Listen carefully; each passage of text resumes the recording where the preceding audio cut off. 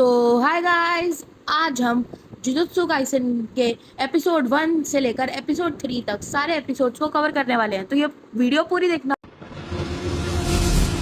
तो एपिसोड की स्टार्टिंग होती है हमारे मेन कैरेक्टर यूजी इतादोरी से। यूजी एक बहुत बड़े मॉन्स्टर से डर के भाग रहा होता है, बट जब वो भाग रहा होता है तब वो मॉन्स्टर उसे पकड़ लेता है और वो एक हाइट पे जाके उसको फेंक देता है। और जैसे ही वो मॉन्स्टर यूजी को मारने वाला होता है वैसे ही कोई अननोइंगली कोई चीज उसको काट देती है और ये चीज निकलती है यूटा।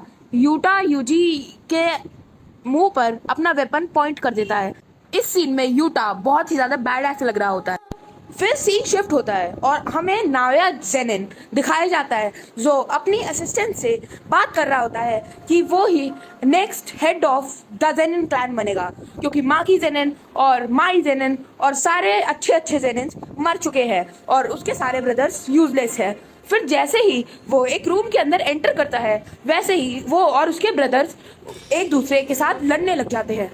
जैसे ही वो सब लड़ रहे होते हैं वैसे ही उनके फादर का लॉयर एंटर करता है उनके रूम में और वो सबको बताता है कि the head of the Zenin clan मर चुके हैं और अब नया head of the Zenin clan बनेगा। अब वो उनके फादर की विल पढ़ना शुरू करता है जिसमें लिखा होता है कि जो नायोया है वो नया head of the Zenin clan है और वो बहुत ज़्यादा खुश हो जाता है। पर उस विल के एंड में एक कंडीशन भी लिखी हुई थी। वो कंडीशन थी कि जैसे ही गोजो के गिरफ्त से हमारा मेगुमी फुशिगोरो छूट जाएगा तब वो जेनिन क्लैन की गिरफ्त में आ जाएगा और नया हेड ऑफ द क्लैन बन जाएगा मेगुमी फुशिगोरो। ये सुन के नाओया बहुत ज़्यादा दुखी हो जाता है और मेगुमी फुशिगोरो और the vessel of Sukuna Yuji Itadori को मारने निकल जाता है।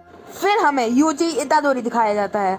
यूजी हमारे चोजो के साथ बैठा होता है और यूजी चोजो से माफ़ी मांगता है उसके दोनों ब्रदर्स को मारने के लिए, पर चोजो यूजी को माफ़ कर देता है और उसको भी उसके छोटे भाई जैसा रेफर करता है और बोलता है कि अगर मैं भी तुम्हारी जगह होता तो मैं भी यही करता, क्योंकि उन्होंने पहले अटैक किया था। फिर वो दोनों मिलकर बहुत सारे डीमंस को हंट करने निकलते हैं। यूजी सारे डीमंस को एक जगह इकट्ठा कर भागता है और चोजो के पास लेकर जाता है। फिर चोजो अपनी ब्लड मैनिपुलेशन टेक्निक यूज करके एक ही बार में सारे डीमंस को मार देता है, पर एक डीमन बच जाता है जो चोजो को अटैक कर रहा होता है, पर यूजी एक ही पंच में उस डीमन को हरा देता है। इससे हमें चोजो और यूजी का पावर लेवल पता चलता है। फिर उन दोनों के सामने नाओया जेनिन आ जाता है जो यूजी को और मेगुमी फुशिगुरो को मारने की बात करता है, जिसको सुन के चोजो और यूजी गुस्सा हो जाते हैं और वो दोनों फाइट करने लगते हैं। पर नाओया जेनिन बहुत ज़्यादा पावरफुल होता है और दोनों को एक ही हाथ से डोमिनेट कर रहा होता है। और भाई तुम देखो कितना कूल लग रहा है नाओया जेनिन इस मूव करते हुए। जब वो तीनों लड़ ही रहे होते हैं उनको एक बहुत ज़्यादा लार्ज अमाउंट ऑफ कर्ज एनर्जी महसूस होती है और हमें पता चलता है ये कर्ज एनर्जी है आर बॉय यूटा की। Yuta finally enter the culling games. इस सब के बीच सरप्राइजिंगली हमें पता चलता है कि नाओया जेनिन यूटा को जानता है और उन दोनों का सेम ही गोल है जो है यूजी को एग्जीक्यूट करना। यूजी तो यूटा को नहीं जानता बट यूटा यूजी को अच्छे से जानता है और वो उसे मारने आया है। तो नाओया और यूटा मिलके साथ में डील करते हैं कि चोजो को नाओया मारेगा और यूजी को यूटा मारेगा। फिर हमें पता चलता है कि जो एपिसोड की स्टार्टिंग में यूजी भाग रहा था वो उस बड़े मॉन्स्टर से नहीं बल्कि यूटा से भाग रहा था और ये सीन फिर से रिपीट होता है और फिर यूटा यूजी के तरफ तलवार पॉइंट कर रहा है और उसको मारने ही वाला होता है, पर यूजी भी एक अच्छा खिलाड़ी नहीं था क्योंकि वो भी खुद गोजो सेंसे का स्टूडेंट था। वो उसकी ब्लॉक को एस्केप करता है और फिर यूटा उसको एक्नॉलेज भी करता है, बट यूटा उसको बताता है कि उसकी कर्ज एनर्जी गोजो सेंसे से भी ज़्यादा है, बट वो गोजो सेंसे जितनी अच्छे से अपनी कर्ज एनर्जी यूज़ नहीं कर सकता और गोजो सेंसे के पास 6 आइज है जिससे वो अपने कर्ज एनर्जी को एम्पलीफाई करते हैं और वो ऑलमोस्ट 0 कर्ज एनर्जी यूज़ करते हैं और आखिरकार रीका की हेल्प करके यूटा यूजी को मार देता है। पर वो यूजी को मारता क्यों है ये हम सीखेंगे नेक्स्ट एपिसोड में। तो एपिसोड की स्टार्टिंग होती है चोजो और नाओया से। ये दोनों एक दूसरे से लड़ रहे होते हैं। लड़ते लड़ते नाओया चोजो को वन साइडेड डोमिनेट कर रहा होता है। चोजो उससे ज्यादा पावरफुल है बट नाओया इतना फास्ट है कि वो चोजो को कोई भी वीक स्पॉट अटैक करने के लिए दे ही नहीं रहा है। चोजो ये सब डिस्कस करता है और फिर नाया उसको एक बहुत तेज ब्लो मारता है, बट चोजो पीछे जाके उसको परसिस्ट कर लेता है और तब भी बच जाता है। तब नाया चोजो को एक्नॉलेज भी करता है। फिर चोजो एक एबिलिटी यूज करता है अपने ब्लड मैनिपुलेशन टेक्निक की, बट नाया उसको भी काउंटर कर देता है। नाया बहुत ही ज्यादा इम्प्रेस होता है चोजो की टेक्निक से, क्योंकि वो उसकी स्पीड लेवल मैच कर पाया। और फिर हमें दिखाया जाता है चोजो की असली टेक्निक। चोजो अपने सारे बहते हुए ब्लेड को अपने कर्ज एनर्जी से मिक्स करके एक बहुत ज्यादा बड़ा ब्लेड फ्लो बना देता है और उसको छोड़ देता है नाया के पीछे। पर नाया उस पूरे ब्लेड फ्लो के साथ फ्लेड नहीं होता और वो भागते भागते राउंड सर्कल में घूम के वहीं पे आ जाता है जहाँ पे वो था। फिर हमें चोजो का असली प्लान पता चलता है। उसका प्लान कभी भी नाया को फ्लेड करना नहीं था, बट उसका प्लान था कि वो उसके नीचे जो ब्लड स्ट्रीम है उसको हार्डन करके नाया को फंसा दे और फिर अपनी ब्लड मैनिपुलेशन टेक्निक से उसको मार दे। पर नाया जेनिन इसको भी काउंटर कर देता है, क्योंकि हमें पता चलता है कि वो इतना फास्ट इसलिए है क्योंकि उसकी एबिलिटी है कि वो 24 FPS को एक एक सेकंड तक जी सकता है, क्योंकि वो लाइट से भी ज़्यादा फास्ट है। इसलिए वो सोचता है कि जब वो ब्लड मैनिपुलेशन टेक्निक से उसको मारने की कोशिश करेगा वो सब कुछ डॉज कर लेगा। पर फिर हमें पता चलता है कि हमारा चोजो भी कुछ कम नहीं है, क्योंकि वो मिड ऑफ द टेक्निक चोजो की ओरिजिनल सुपरनोवा टेक्निक यूज कर देता है और उसका गेम बजा देता है। जब चोजो नाया को मारने वाला होता है वैसे ही यूता की एंट्री हो जाती है और यूता चोजो को एक पंच में ही दूर कर देता है। फिर यूता नाया को बोलता है कि जेनिन क्लान में वो ये खबर दे कि यूजी मर चुका है। फिर क्लिप शिफ्ट होती है यूता के ऊपर। यूता को दिखाया जाता है, फिर दिखाया जाता है यूजी को, और हमें पता चलता है कि यूजी जिंदा है। यूजी यूता को बोलता है तुमने मेरे को जिंदा क्यों छोड़ा। फिर यूता यूजी को बताता है कि उसको उसको कभी मारने का इरादा ही नहीं था और गोजो सेंसेई ने उसको बचाने को बोला था, बट सारे लोग उसे हंट कर रहे थे इसलिए उसको उसकी डेथ फेक करनी पड़ी। फिर पीछे से मेगुमी फुशिगुरो एंटर करता है और वो यूजी को बोलता है कि वो भी जुजुत्सु हाई चले उसके साथ, बट यूजी मना कर देता है और वो बोलता है मैंने बहुत सारे लोगों को मारा है और मैं मरना डिजर्व करता हूँ। पर फुशिगुरो उसको समझाता है और उसको चुप करवाता है। मेगुमी यूजी को कलिंग गेम्स के बारे में बताता है। कलिंग गेम्स के बारे में हम नेक्स्ट एपिसोड में ज़्यादा अच्छे से जानेंगे, बट अभी मैं आपको ब्रीफली बता देता हूँ ये कलिंग गेम्स क्या है। कलिंग गेम्स एक ऐसी गेम है जिसको सुगुरु गेटो ने स्टार्ट किया है, जो मतलब काइगाकू ने स्टार्ट किया है, जो सारे लोगों को मारना चाहता है और एक इवॉल्व करके एक न्यू रेस बनाना चाहता है।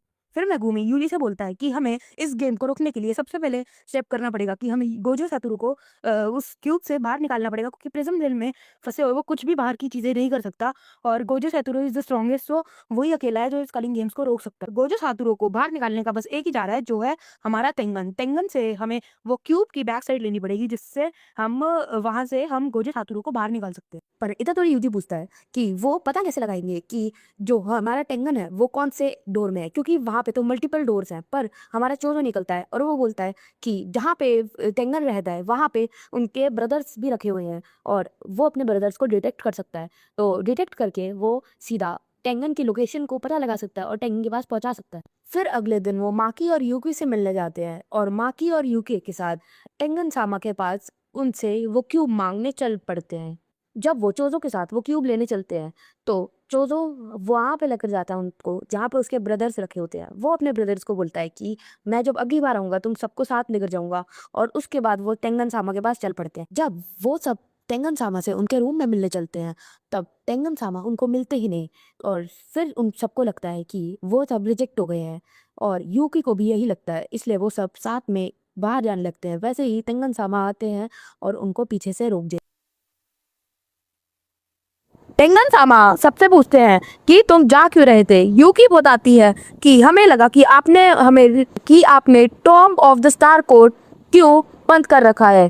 टेंगन सामा उसे बताते हैं कि उनको पता नहीं कि ये सब केंजाकू से मिले हुए थे या नहीं, और उनको केंजाकू से बहुत ही को जानना होता है कि टेंगन ऐसी अजीब सी क्यों दिखती है। तो टेंगन बोलती है कि वो चाहे इमॉर्टल है पर वो स्टार प्लाज्मा वेसल बन जाएगा। और वो रहा सवाल कि इतने सारे लोगों से मैं अकेली कैसे फ्यूज होंगी। जैसे ही मैं इवॉल्व हुई वैसे ही मेरी सोल कई भागों में स्प्लिट हो गई, जिनके एक ही रिएक्शंस और एक ही कंडीशंस है। तो बहुत सारे सोल्स में मैं स्प्लिट हो गई और फिर वो अपनी सारी सोल्स को दिखाती है। फिर सारे लोग शॉक हो जाते हैं और टेंगन सामा बोलती है कि अगर इनमें से कोई एक भी गुस्सा हुआ तो वहाँ पे बहुत बड़ी चिंगारी लग सकती है और सारे लोग गुस्सा होकर इस पूरी दुनिया को तहस नहस एक ही फीलिंग्स है। फिर यूता टेंगन से पूछता है कि आप केंजाकू को सीधा मना ही क्यों नहीं कर देते फ्यूज होने के लिए, पर टेंगन बोलता है कि केंजाकू ने सुगुरु गेटो की बॉडी इसलिए ही ली है क्योंकि इसको एब्जॉर्ब कर सकता है और मैं इतने ज़्यादा इवॉल्व होकर एक कर्स स्पिरिट जैसी ही बन गई हूँ, इसलिए मैं उसको स्टॉप नहीं कर सकती और वो कभी मेरा फ़ायदा उठा के मर्ज करना स्टार्ट कर सकता है। फिर इतादोरी बोलता है कि हमने अगर केंजाकू को मार दिया तो ये गेम आराम से खत्म हो जाएगी और हम आराम से केंजाकू को जाके मार सकते हैं। पर फिर तेंगल सामा बोलती है कि हम ये कर तो सकते हैं बट इससे गेम एंड नहीं होगी। तो जिसके साथ भी बाइंडिंग वॉव बनाया था उसके साथ ये भाई बाइंडिंग वॉव बनाया था कि वो इस गेम का गेम मास्टर नहीं होगा, तो अगर हमने उसको मार भी दिया तब भी कुछ खत्म नहीं होगा। तो इसका मतलब ये है कि गेम खत्म करने के लिए या तो सारे प्लेयर्स एक दूसरे को मार दें या तो कोई गेम ही ना खेले। तो गाइस फर्स्ट रूल ये है कि जिसकी भी कर्स्ड एनर्जी अवेकन हुई है और किसी की भी कर्स्ड टेक्निक अवेकन हुई है तो वो ऑटोमेटिकली रजिस्टर हो जाएगा as a player of culling games और उसको 19 डेज के अंदर एक कॉलोनी एंटर करनी ही पड़ेगी, वरना उसको कर्स्ड टेक्निक रिमूवल मिल जाएगा। मतलब कि उसके पूरा ब्रेन सेंटिमेंटल हो जाएगा, उसका ब्रेन ओवरलोड होके वो हैंडल नहीं कर पाएगा और वो मर जाएगा। और इसका सबसे बड़ा एग्जांपल है सुमी की, मेगुमी की बहन। हाँ, मेगुमी की बहन भी इस गेम के अंदर एंटर हो चुकी है। और कर्स टेक्निक रिमूवल का रूल सिर्फ नॉर्मल लोगों जिसपे नई कर्स टेक्निक आई है उन पर ही लागू होता है। नॉर्मल सॉर्सरर्स जैसे यूजी, नोबारा वगैरह पर ये रूल लागू नहीं हो। रूल नंबर 3 ये है कि अगर कोई भी सिविलियन या कोई भी प्लेयर कोई भी कॉलोनी के अंदर गलती से भी एंटर कर जाता है तो वो ऑटोमेटिकली उस कॉलोनी का एक प्लेयर बन जाता है। रूल नंबर 4 ये है कि कोई भी प्लेयर या कोई भी सिविलियन को मार के आपको कुछ स्पेसिफिक पॉइंट्स मिलेंगे और मारना दूसरा वाला मतलब कि जान से मारना, और इसमें आपको अलग अलग पॉइंट्स मिलेंगे जो गेम मास्टर डिसाइड करता है। रूल नंबर 5 में हमें टिपिकल पॉइंट वैल्यूज बताए गए हैं, जो है सॉर्सरर को मारने में हमें 5 पॉइंट्स मिलेंगे, नॉन सॉर्सरर मतलब सिविलियन को मारने में हमें 1 पॉइंट मिलेगा, और अगर हम कोई कर्स स्पिरिट या कर्स एनर्जी वाली कोई चीज को मारेंगे तो हमें उससे भी 5 पॉइंट्स मिलेंगे। रूल नंबर 6 ये है कि अगर किसी के पास भी 100 पॉइंट्स हो जाएंगे, मतलब वो कुछ लोगों को मार के 100 पॉइंट्स कलेक्ट कर लेगा, तो वो एक नया रूल ऐड कर सकता है। वो पर उस रूल में भी एक कंडीशन है, वो कंडीशन है कि वो कोई भी रूल जिस इसके ऊपर वाले जितने भी रूल्स हैं उसको सरपास नहीं कर सकता, मतलब उसके ओपोजिट नहीं जा सकता, पर किसी चीज से वो उसका लूप होल निकाल सकता। रूल नंबर 7 ये है कि जो गेम मास्टर है उसके पास अथॉरिटी है कि वो कोई भी रूल को अप्रूव कर सकता है, और वो हर रूल को अप्रूव करता है अनलेस उसमें कोई मेजर लूप होल या एक मेजर प्रॉब्लम। रूल नंबर 8 मतलब लास्ट ओरिजिनल रूल ये था कि जो भी लोग हमारी कॉलोनी के अंदर है, अगर वो 19 डेज तक कोई भी स्कोर चेंज नहीं होता है उनका, तो उनका भी कर्स टेक्निक लॉज मतलब कर्स टेक्निक रिमूवल हो जाएगा, जिससे वो भी मारे जाएंगे। मैं जितना अच्छे से आपको सारे रूल समझा सकता था मैंने समझा दिया है, और समझ आ ही गए होंगे क्योंकि मैंने बहुत बार एपिसोड देखा है और सारे रूल्स को एक बार रिवाइज किया है पूरा समझाने के लिए। फिर हमें पता चलता है कि कलिंग गेम्स में हमारे साथ एक कंपेनियन भी होता है जिसका नाम है फुगाने। फुगाने हमें कोई भी असिस्ट नहीं कर सकता और कोई भी हेल्प नहीं कर सकता फिजिकली, बट वो हमें गाइडेंस दे सकता है कि कौन सी कॉलोनी में कहाँ से जा रहा है और एटसेट्रा। फिर वो सब टेंगन सामा से पूछते हैं कि हम गोजो कैसे अनसील कर सकते हैं, तो टेंगन सामा कहीं से एक क्यूब की बैग निकालते हैं और बोलते हैं कि बस एक ही लास्ट वे है जिससे हम गोजो को अनसील कर सकते हैं, और वो है एंजल। तो एंजल एक रीइनकार्नेटेड सॉर्सरर है, जैसे कर्स स्पिरिट्स होते हैं वैसे ही वो भी रीइनकार्नेट हुई है किसी की बॉडी में। यूकी और चोरो टेंगन सामा को प्रोटेक्ट करने के लिए उसके साथ ही रहते हैं। फिर यूजी और हमारा फुशिगोरो एक दूसरे के साथ चल के हकारी को ढूंढने चले जाते हैं, और लास्टली हमारी माँ की जेनिन क्लैन में चली जाती है सबके लिए वेपन्स वगैरह लेने के लिए। फिर हमें एक नया कैरेक्टर इंट्रोड्यूस करवाया जाता है जिसका नाम होता है ताकाबा। ताकाबा एक कॉमेडियन होता है, बट उसकी कॉमेडी और जो उस पर कोई हंस ही नहीं रहा होता, ये सुनकर वो बहुत ज़्यादा सैड हो जाता है और वो अपने रूम के अंदर चले जाता है।